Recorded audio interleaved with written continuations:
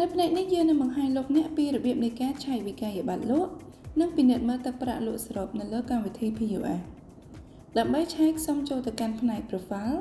ចុចទៅលើ Reprint Transaction Receipt លោកអ្នកអាចធ្វើការពិនិត្យលេខវិក័យប័ត្រដែលបានធ្វើការលក់ទៅតាមថ្ងៃនីមួយៗនិងកំណត់ព័ត៌មានដែលចង់ឲ្យបង្ហាញផ្សេងទៀតទៅតាមលក្ខខណ្ឌដែលមានដូចជាការកំណត់ទៅតាម Station លក់ឬការកំណត់ទៅតាមប្រភេទនៃការកម្មង់និងកំណត់ទៅតាមស្ថានភាពនៃការកម្មង់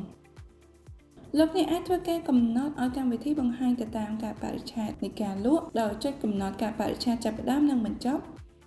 រួចចុចប៊ូតុង Search ធ្វើការស្វែងរកវិក័យប័ត្រណាមួយតាមរយៈព័ត៌មានដែលលោកអ្នកមាន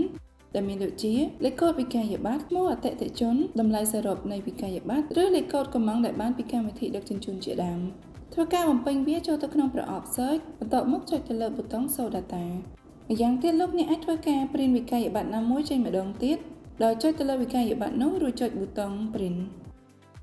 នៅក្នុងលក្ខខណ្ឌដែលលោកអ្នកចង់ធ្វើការកែប្រែឬបន្ថែមការកម្មង់ទៅលើ order ណាមួយដែលមិនទាន់បានទូទាត់ចេញសូមចុចកំណត់នៅផ្នែក Order Status រួចរើស Unpaid Receipt បន្ទាប់មកចុចទៅលើប៊ូតុង Show Data ចុចលើការកម្មង់ណាមួយរួចចុចទៅលើប៊ូតុង Edit Order ម្យ៉ាងទៀតលោកអ្នកក៏អាចធ្វើការលុបការកម្មង់ឬវិក័យប័ត្រណាមួយចេញដោយកំណត់នៅផ្នែក Order Status រួចរើស Any បន្ទាប់មកចុចទៅលើប៊ូតុង Show Data ចុចជ្រើសរើសវិក័យប័ត្រណាមួយដែលលោកអ្នកចង់លុបរួចចុចប៊ូតុង Void បំពេញមូលហេតុនៃការលុបរួចចុចទៅលើប៊ូតុង Yes គឺជាការស្រេច